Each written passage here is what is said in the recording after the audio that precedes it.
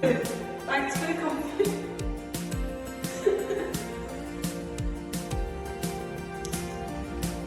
I'm sorry, I can't drink that. What the heck are you doing? Oh no! What is it? Oh, you did it. Do you put salt in it? I'm sure you're looking forward to this. You've got a nice one.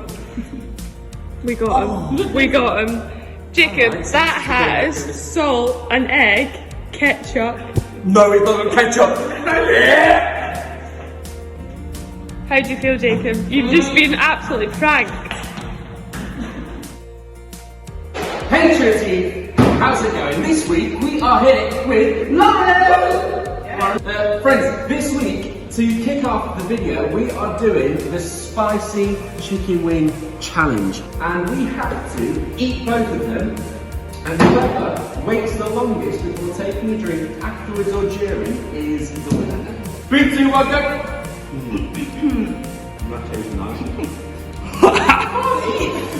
It's a nice marinade though, isn't it? Tasty. How are you getting on, Lauren? I'm enjoying it. It's tasty. Yeah? Yeah, this is my Gosh, this challenge isn't hard enough for Lauren. me. Jacob's a work, but I'm vibing. How are you finding it, Jacob? I just bit my lip. Oh, Oh, it's in an open wound as well. whoa. It's there, isn't it?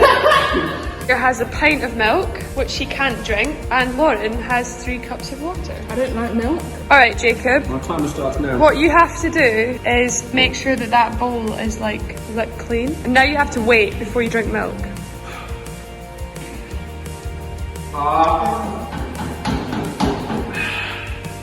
It's starting to kick in, isn't it?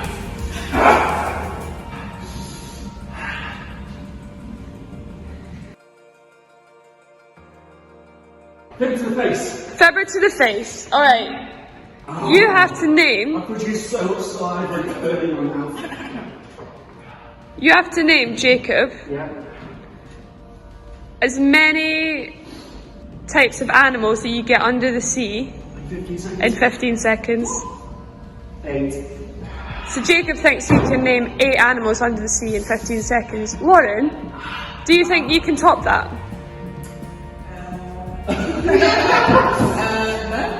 No? So yeah, Hang on, I got, you know when it produces saliva and like the spice is in your stream and it's like, Don't touch your eyes or anything. oh no. alright Jacob, it's a bit of a distraction. You have to name 8. 8 animals under the sea in 15 seconds. Under the sea, I think is that a... Under that seat, it's always good. 3, 2, 1, beep beep beep beep beep. Shark, fish, mermaid, oh, mermaid. Challenge, challenge. What? So this is what was left from the challenge, but I think we should take this challenge a bit further. Jacob, here's your. Yeah. That is for you. No, thank you. Alright, you both have to clean up as much of that as you can. My heart is burning. I think we have ourselves a winner. Did you just drink water? Sneaky. Jacob is the winner.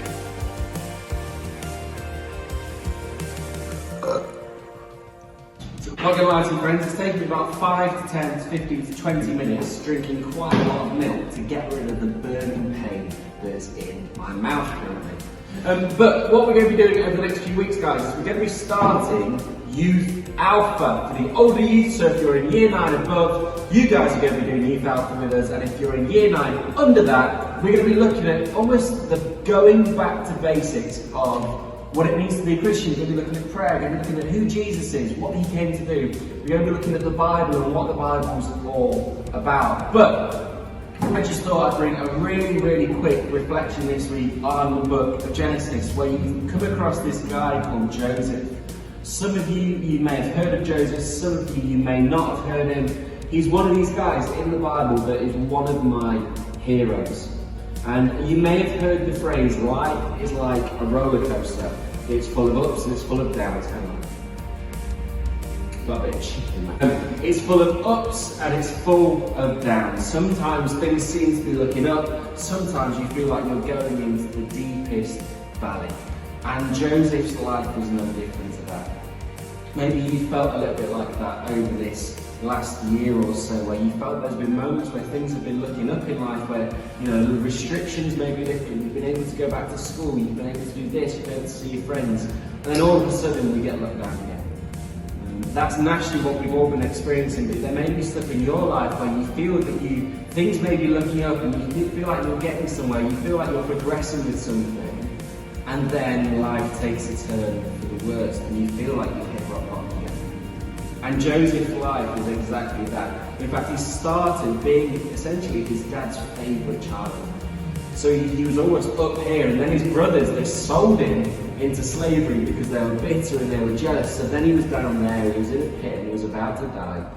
And then he gets sold into slavery, and then he gets elevated because he's a good worker, and there was this thing called the favour of God on him. So God blessed him, and he shone before all people, and he gets promoted to this high ranking in Pharaoh's house. But life takes another turn. He gets accused of doing something that he didn't do, and he finds himself in prison. Not just in prison, but there was a glimmer of hope a few times while he was in prison where he thought he was going to get out, but he never did. And for several years, Joseph was in prison. And I don't know about you what that may have been like. I don't know how that I've experienced, but I imagine there were days thinking, is today the day where I get released? But I imagine that hope may have disappeared and thought, is today the day where everything's just going to stop?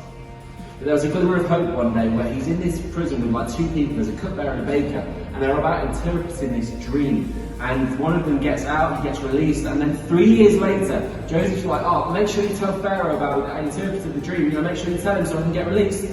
3 years goes by and he's still in prison.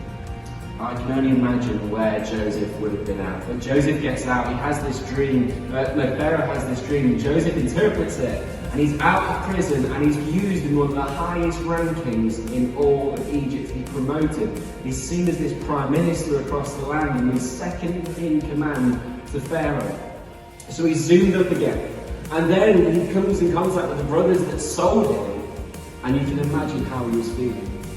You can imagine the pain that he would have been in when he was talking to his brothers about what he's experienced, what he felt like in that moment. And I find the thing that he said to his brothers completely fascinating in spite of everything that's happened to him. He says this in Genesis 50, verse 20, "You intended to harm me, but God intended it for good, to accomplish what is now being done, to save the lives of many." After his whole life, after everything that's happened, after his life of ups and downs, he says, you intended to harm me, but God intended it for good. I don't know about you, whether you're in an up bit or a down bit of life, or whether you feel like you've come out of a bit of a rough season, but my prayer is that we get to that stage of realising actually these things could have been sent to harm us, but God intended it for good. God used it for good. So that's my prayer for you guys over the next coming weeks. Stay connected with us, stay tuned for not Thoughts on a Thursday, 4 o'clock, not 4 o'clock fun. It's the spice, friends, it's hot. For Zoom o'clock fun on Thursday, and looking forward to doing Youth Alpha with you guys next Sunday, and a new style video. I'm really sweaty right now. I don't know if you can see the sweat on my head.